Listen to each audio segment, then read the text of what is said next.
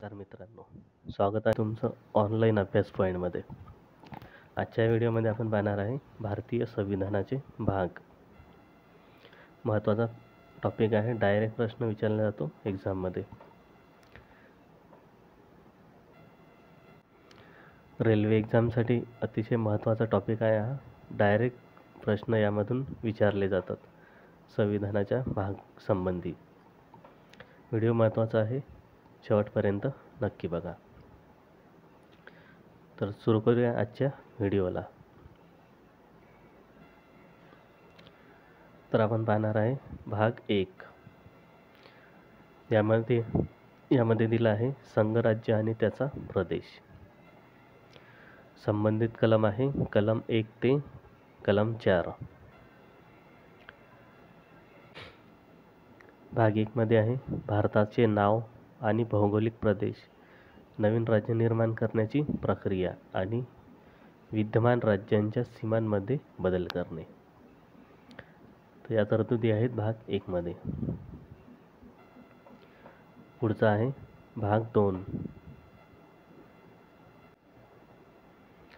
भाग 2 मध्ये आहे नागरिकत्व. संबंधित कलम आहे कलम 5 ते कलम 11. भारतीय नागरिकत्वासंबंधित तरतुदी केल्या आहेत.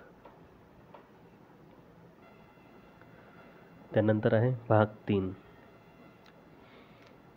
भाग 3 मध्ये दिले आहेत मूलभूत हक्क. संबंधित कलम आहे कलम 12 ते 35.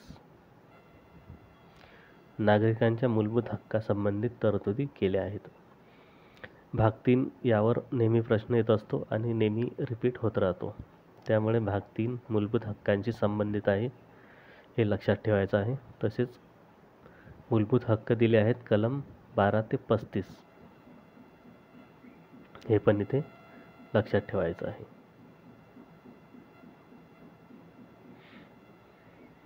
त्यानंतर आहे भाग 4. भाग 4 मध्ये दिले आहे राज्य धोरणाची मार्गदर्शक तत्त्वे. या संबंधित कलम आहे कलम 36 ते कलम 51. सरकारने धोरणे कशी ठरवावीत या संबंधित तरतुदी केल्या आहेत.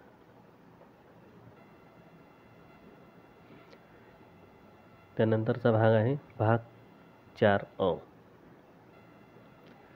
यामध्ये दिले आहेत मूलभूत कर्तव्य. संबंधित कलम आहे कलम 51अ. यावर पण प्रश्न भाग 4 कशाशी संबंधित आहे हा प्रश्न मागच्या काही एक्झाममध्ये येऊन गेलेला आहे. नागरिकांसाठी काही मूलभूत कर्तव्ये यात दिली आहेत. 42वा घटनादुरुस्ती कायदा 1976 द्वारे घटनेत समाविष्ट करण्यात आले. एक्झाममध्ये क्वेश्चन येऊ शकतो, मूलभूत कर्तव्यांचा समावेश कोणत्या घटनादुरुस्तीने करण्यात आला आहे. तर उत्तर असणार आहे 42वा घटनादुरुस्ती कायदा 1976 द्वारे. त्यानंतर आहे भाग 5. भाग 5 मध्ये आहे संघराज्य. संबंधित कलम आहे कलम 52 ते कलम 151. यामध्ये केंद्रीय कार्यकारी मंडळ, केंद्रीय विधिमंडळ, केंद्रीय न्यायपालिका या संबंधित तरतुदी आहेत. पुढचा भाग आहे भाग 6. राज्य. संबंधित कलम आहे कलम 153 ते 237. यामध्ये दिला आहे राज्य कार्यकारी मंडळ, राज्य विधिमंडळ, राज्य न्यायपालिका. पुढचा भाग आहे भाग 8. यामध्ये दिले आहे केंद्रशासित प्रदेश. संबंधित कलम आहेत कलम 239 ते 242.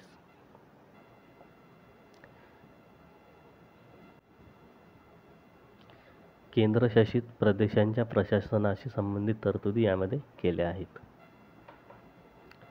पुढचा भाग आहे भाग 9. यामध्ये आहे पंचायती.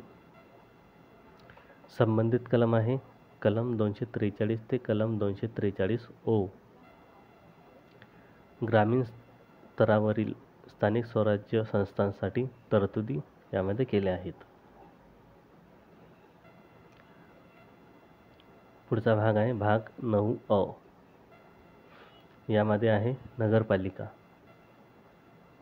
संबंधित कलम आहे कलम 243 पी ते 243 झेड जी.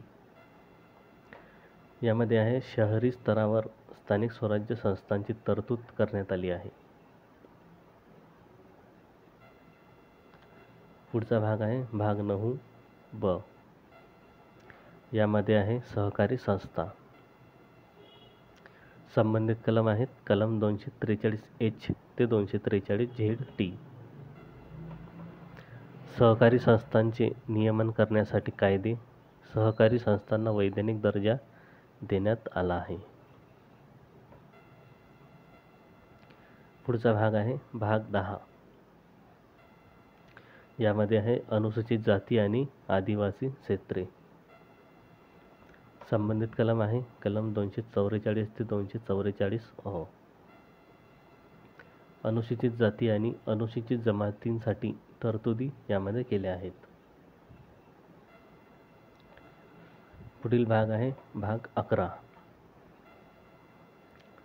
यामध्ये आहे संघ आणि राज्यांमधील संबंध.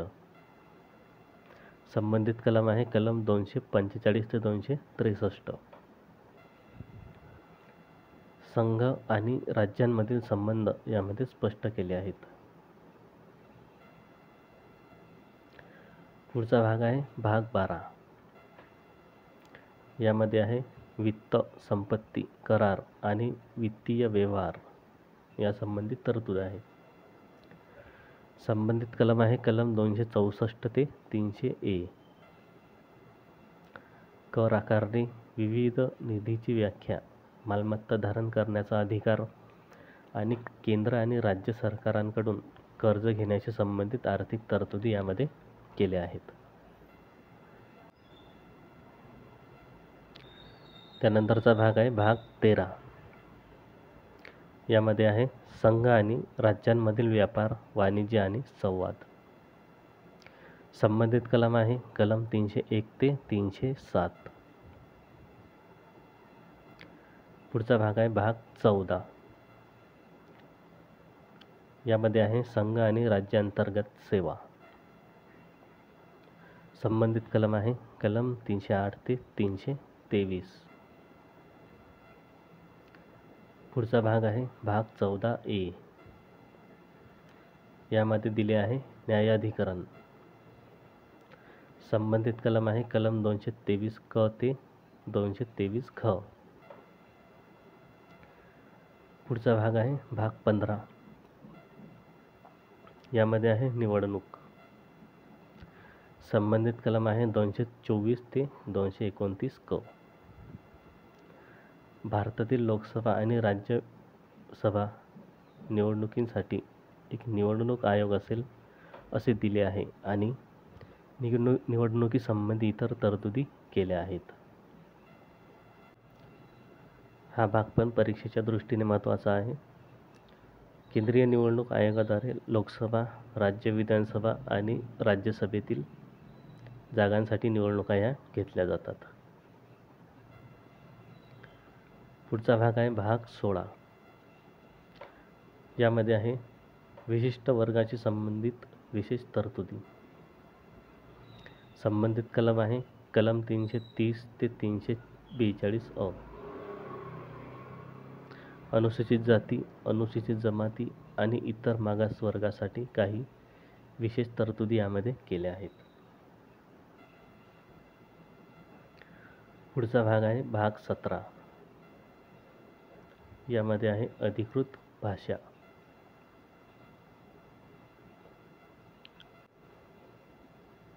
संबंधित कलम आहे कलम 343 ते 352. संघाची भाषा, प्रादेशिक भाषा, सर्वोच्च व उच्च न्यायालयाची भाषा यासंबंधी विशेष तरतुदी यामध्ये केल्या आहेत.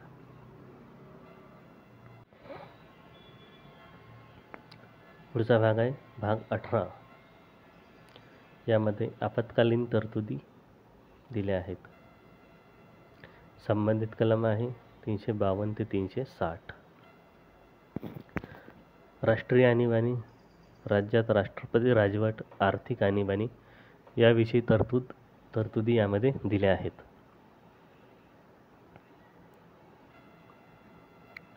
पुढचा भाग आहे भाग 19, विविध तरतुदी. संबंधित कलम आहे कलम 361 ते 367.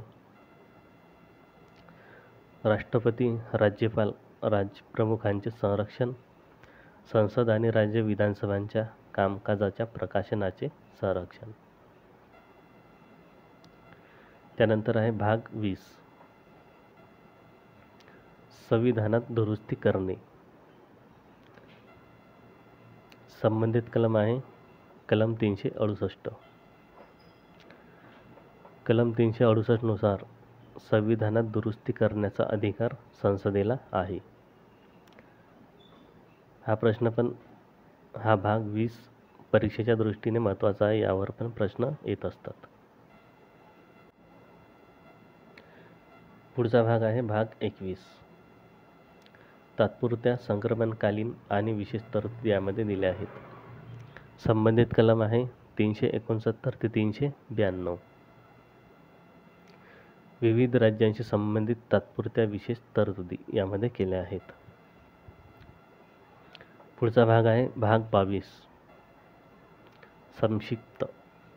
संबंधित कलम आहे 393 ते 395. तर या व्हिडिओमध्ये आपण पाहिले आहेत संविधानाचे भाग.